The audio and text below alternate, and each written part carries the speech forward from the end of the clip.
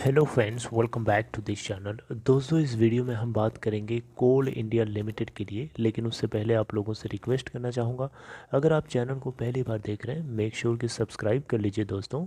उससे क्या होगा, उससे आपको वीडियोस की नोटिफिकेशन मिलती रहेंगी और आप सबसे पहले उसे देख पाएंगे।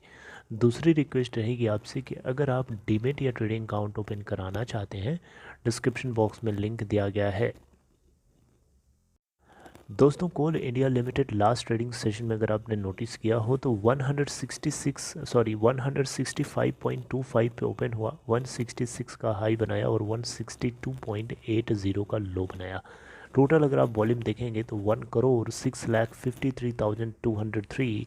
अगर हम मार्केट कैप की बात करें तो 163.85 के क्लोजिंग प्राइस के मुकाबले में अगर आप देखिएगा तो इसकी मार्केट कैप है 1,09,76 करोड़ रुपए। कोल इंडिया लिमिटेड का 52 वीक लो है 123.40 का और हाई है दोस्तों 52 वीक हाई है 203.80 का। दोस्तों, अगर हम देखें तो कोल इंडिया लिमिटेड ने अपने शेयर होल्डर्स के लिए एक धमाकेदार खबर दिया है और ये खबर आपको पता होना चाहिए। अगर आप माइनॉरिटी स्टेक होल्डर हैं तब भी आपको पता होना चाहिए, मेजॉरिटी शेयर होल्डर्स को तो फ़ायदा होगा ही होगा। आपको पता है ना, भारत सरकार इसमें मेजॉरिटी शेयर होल्डिंग करती है। भारत सरकार की अगर आप होल्डिंग पूछेंगे तो दिसंबर क्वार्टर के एंड तक यानी 31 दिसंबर तक अगर आप देखिएगा तो 66.13% की होल्डिंग करती है और एफ आई आईज़ यहाँ पर 6.59% और डी आई आईज़ के पास 21.34% और पब्लिक के पास 5.93% की होल्डिंग बनी हुई है। दोस्तों, अगर आप देखें यहाँ पे तो कोल इंडिया लिमिटेड ने क्वार्टर थर्ड के रिजल्ट भी पोस्ट कर दिया। नेट जो प्रॉफिट निकल के आया है वो आपको बताना ज़रूरी समझूंगा। देखिए, टॉप लाइन बॉटम लाइन और कुछ पॉइंट्स हैं जिनके ऊपर हमें फोकस करना होगा। डिविडेंड की बात तो करेंगे ही करेंगे। दोस्तों, स्टेट ओन कोल इंडिया लिमिटेड ने 4,556 करोड़ का total consolidated net profit book किया है दिसंबर क्वार्टर के अंदर, यानी क्वार्टर थर्ड के अंदर। एक साल पहले सेम क्वार्टर में 3,084 करोड़ का नेट प्रॉफिट था। अगर आप कंपेयर करेंगे इन दोनों डेटा को तो 48% की आपको सीधे सीधे जंप देखने को मिलेगी। कंपनी के टोटल सेल्स की बात करें तो इस बार 25,991 करोड़ की सेल्स करी है, जबकि एक साल पहले दिसंबर क्वार्टर के अंदर यानी दिसंबर 2020 के अंदर 21,708 करोड़ की सेल्स करी गई थी। इसको कंपेयर करेंगे तो सेल्स के अमाउंट में 20% का इंक्रीमेंट देखने को मिला ईयर ऑन ईयर बेसिस पे, और प्रॉफिट के अंदर बॉटम लाइन के अंदर 48% का जंप देखने को मिला ईयर ऑन ईयर बेसिस पे। बट टॉप लाइन की बात करें रेवेन्यू फ्रॉम ऑपरेशंस तो इसमें भी 20% का ईयर ऑन ईयर बेसिस पे राइज देखने को मिला। और दिसंबर 31 2020 के एंड तक अगर आप देखेंगे यानी क्वार्टर थर्ड के अंदर 28,433 करोड़ का टोटल रेवेन्यू जनरेट किया गया, जबकि एक साल पहले दिसंबर 2020 के अंदर 23,686 करोड़ का टोटल रेवेन्यू जनरेट किया गया था। 20% इस बार हमें इसमें भी जंप देखने को मिली। स्टेक होल्डर्स के लिए एकदम चांदी ही चांदी है, क्योंकि दोस्तों आप लोगों के लिए खुशखबरी है कि ये कंपनी जो है आप लोगों को 5 रुपीज़ पर शेयर के हिसाब से डिविडेंड देने जा रही है फाइनेंशियल ईयर 2022 के लिए। ये एक इंटरिम डिविडेंड है।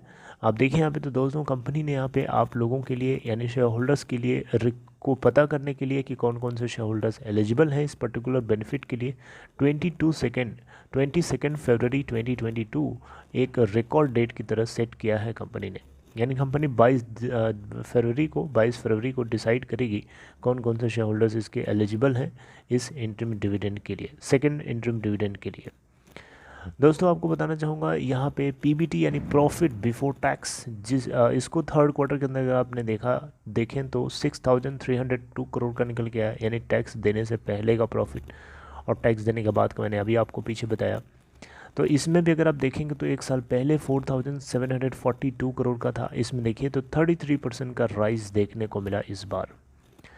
अगर हम रॉ कोल की बात करें यानी कंपनी की तरफ से कितना प्रोडक्शन किया गया क्वार्टर थर्ड के अंदर, तो दोस्तों दिसंबर क्वार्टर थर्ड के अंदर 163.82 मिलियन टन्स का प्रोडक्शन किया गया, जबकि दिसंबर 2020 के अंदर 156.78 मिलियन टन्स का टोटल प्रोडक्शन किया गया था सेम क्वार्टर में। ईयर ऑन ईयर बेसिस पे देख सकते हैं इसमें भी हमें स्लाइटली जंप देखने को मिला। कारण इससे एक चीज़ रिफ्लेक्ट होती है, कंजम्पशन बढ़ा है इस बार। दोस्तों यहाँ पे रॉ मटेरियल का प्रोडक्शन मैंने आपको बताया, लेकिन ऑफ टेक नहीं बताया। ऑफ टेक का मतलब क्या होता है? ऑफ टेक का मतलब कि किसी भी खदान से जो खोदा जा रहा है, जो माल निकाला जा रहा है, उसको जिस कंपनी ने कॉन्ट्रैक्ट लिए हैं उसको कितना बेचा जा रहा है, कितना उठ गया, कितना माल वहाँ से सप्लाई हो गया, दैट इज़ ऑफ टेक। तो यहाँ पे अगर आप देखेंगे तो क्वार्टर थर्ड के दौरान जो ऑफ टेक अमाउंट है 173.77 मिलियन है, जबकि एक साल पहले 154.46 मिलियन टन का था। अब आप यहाँ पे क्वेश्चन पूछेंगे कि ऑफ टेक अमाउंट 173.77 मिलियन यहाँ पे आप बता रहे हो इस जगह पे, और यही चीज़ आप पीछे बता रहे हो कि 163.82 मिलियन का प्रोडक्शन किया, यानी प्रोडक्शन तो कम हो रहा है और ऑफ टेक इतना ज़्यादा क्यों है? ऐसा कैसे हो सकता है? तो दोस्तों ये जो ऑफ टेक अमाउंट ज़्यादा इसलिए दिखाई दे रहा है क्योंकि कंपनी जो है कुछ स्टॉक रखती है। ऐसा नहीं है कि जितना प्रोड्यूस करे तुरंत का तुरंत उसी क्वार्टर में उसको ऑफ टेक कर दिया जाए, ऐसा नहीं होता है। उसको स्टोर करके रखा जाता है ताकि अगर कोई एक्स्ट्रा डिमांड अगर आ जाती है तो उसको भी वहाँ पे मीट कराया जा सके। तो 173.77 मिलियन टन का टोटल ऑफ टेक किया गया। दैट मीन्स दैट कि पहले से भी कुछ इनके गोडाउन में रखा रहा होगा माल, उसको भी इन्होंने सप्लाई किया। ओके, आई होप आप मेरी बात समझ रहे हैं। तो ऑफ टेक एग्रीमेंट क्या होता है दोस्तों कि यहाँ पे जैसे कोल इंडिया लिमिटेड एक प्रोडक्शन कर रही है या रॉ मटेरियल को प्रोड्यूस कर रही है, और एक दूसरी कंपनी होती है जो उससे कॉन्ट्रैक्ट साइन करती है। एक फॉर्मेलिटी होती है कि फ्यूचर में उसके प्रोडक्ट्स को, आउटपुट को वो खरीदेगी। यानी कोल इंडिया लिमिटेड मान लीजिए 150 मिलियन टन का प्रोडक्शन कोल का किया और किसी से वो ऑफ टेक एग्रीमेंट नहीं किया हुआ है, तो वो प्रोडक्शन उसका करने का मतलब क्या हुआ? वो तो उसके पास ही रह जाएगा, बिकेगा ही नहीं। तो बेचने से पहले एक कॉन्ट्रैक्ट होता है और उसी कॉन्ट्रैक्ट के तहत जो प्रोड्यूसिंग कंपनी होती है वो उसको सप्लाई करती है उस कंपनी को जिसने ऑफ टेक एग्रीमेंट साइन कर रखे होते हैं। आई होप मेरी बात को अब आप समझ गए होंगे।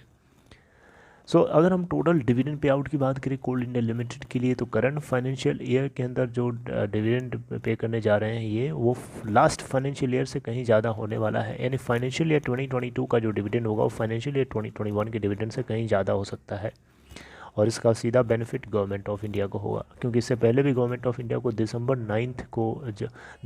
9 रुपये पर शेयर के हिसाब से डिविडेंड दिया था। टोटल आउटगो था यहाँ पे 5,546 करोड़ का, और यहाँ पे भारत सरकार सिंगल लार्जेस्ट बेनिफिशियरी थी इसके लिए, जो जिसको मिला था 3,667 करोड़ का टोटल डिविडेंड। देख सकते हैं Indian government is bigger beneficiary for this whole process.